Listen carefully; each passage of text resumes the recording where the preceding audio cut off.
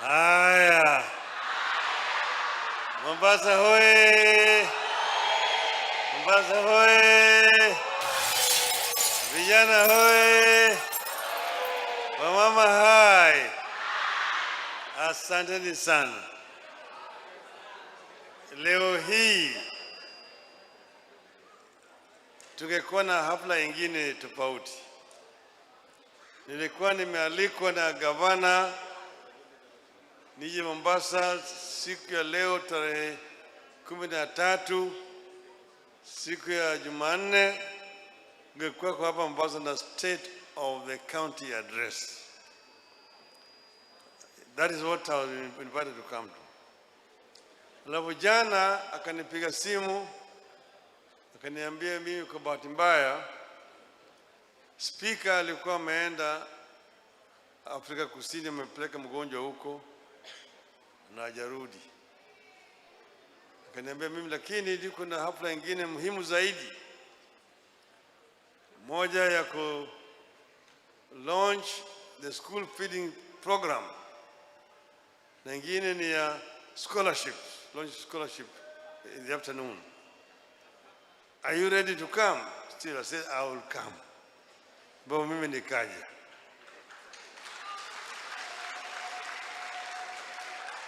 Kwanza nataka kutoa shukrani sana kwa huyo kijana yangu huyo kwa kazi ambayo anafanya. Asubuhi nimeenda nimezindua ile mpango ya kulisha watoto wachanga ECD, Food for Education Program, ambayo anafanya na nyingine shirika nyingine ambayo inawasaidia kulisha watoto chakula. Karibu watoto 10,000 wanapata chakula ya mchana katika shule. That is something very, very commendable. Alafu sasa nimekuja kwa hii hafla ya kuzindua hii mpango ya scholarship. 400 children or students for 4 years in high school.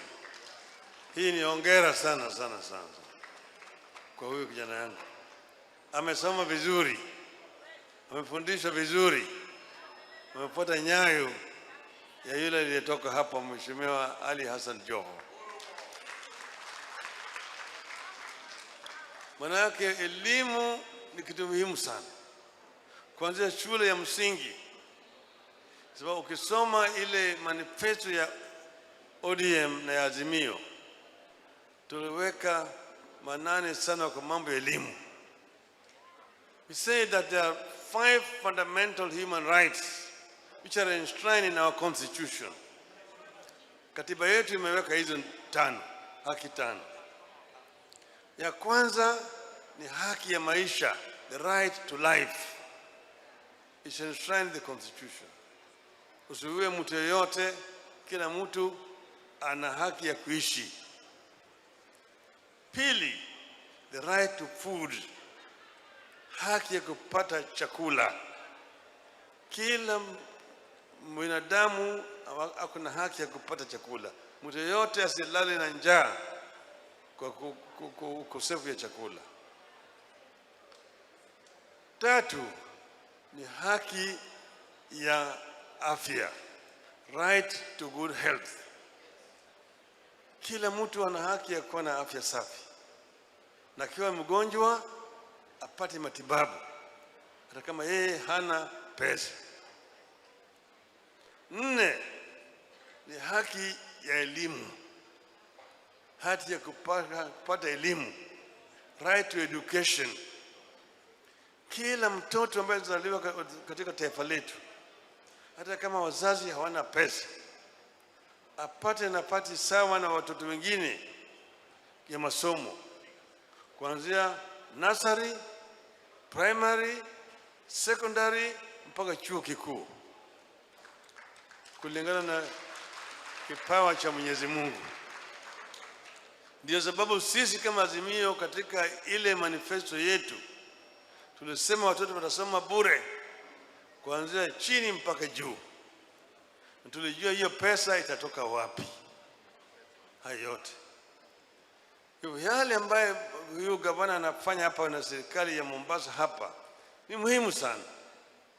Kisha kwamba watoto wachanga wanaweza kupata elimu sawa sawa, wanapewa chakula mchana ili afya yao iwe sawa, na vile vile wanaweza kuwa na akili timamu ya kusoma vizuri. Pili, wale watoto ambaye wamepita mtihani lakini hawana karo ya kuendelea na masomo yao, ameingia pale sasa, yeye anatoa scholarship kwa watoto kusoma bure kwa gharama ya serikali ya county ya Mombasa. Commendable. Sasa kitu kingine ambayo sema hapa muhimu zaidi ni mambo ya kutolaumu yule ambaye wewe umefuata. Hii siasa ya lawama ni siasa mbovu. You should not blame your predecessor. Ukishika tamu ya utawala, endelea na kazi pale ambayo umeshika. Sisi tulipoingia kwa serikali kwa mara ya kwanza, tulipotoa KANU 2003, tulikuwa na bwana Kibaki. Kibaki alikuwa katika hali mahututi. Alikuwa amepata ajali ya gari, akako hali mbaya zaidi. Lakini katika kampeni yetu tulikuwa tumetoa ahadi ati tukishika hatamu ya utawala tutaleta masomo ya bure ya primary. Kibaki alisema ilikuwa ni ahadi na tuifanye. Tukatangaza mwezi huu, ilikuwa tuliingia serikali mwezi wa Januari, mashule inafunguliwa, tukasema kuanzia mwezi huu kila mtoto ataingia mtihani 1 bure, hakuna karo. Mashule zilijaa, watu waliingia. Hata mwingine alikuwa anaitwa Mzee Marube, alikuwa miaka 84, aliingia darasa ya kwanza. Kulikuwa hata kuna mahali ya watoto kusoma. Sasa wengi walikuwa wanasoma chini ya mti nje. Manake tulikuwa hatuna manyumba. Tukatafuta mbinu ya kuleta chuo pesa.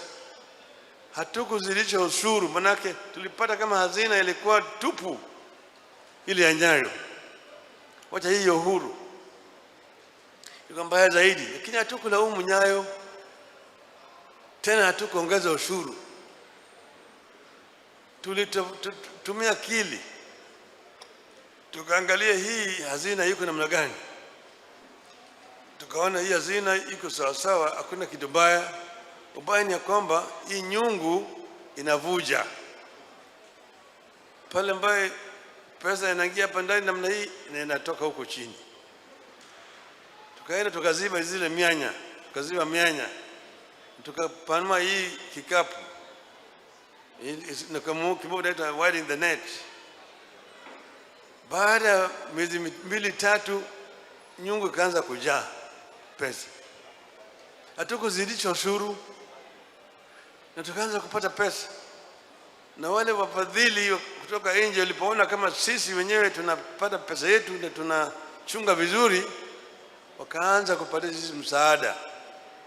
Wakasema we are going to give you grant for the free primary education program.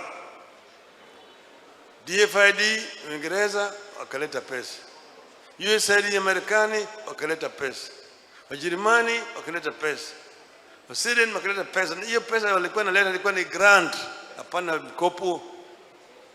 Tukapata pesa ya kutosha ya kujenga manyumba, darasa ya vijana watu kusoma. Tukamuda hiyo free primary education bila shida yote.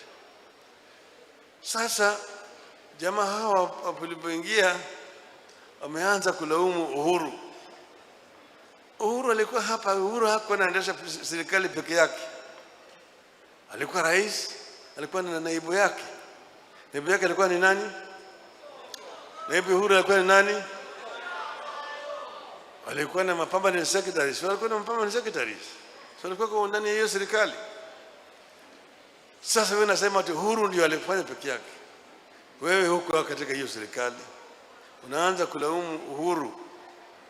Sasa ni mwaka moja na nusu tangu Uhuru atoke. Yetu ile baada ya miezi mitatu peke yake tulikuwa tayari tumepata pesa ya kutosha.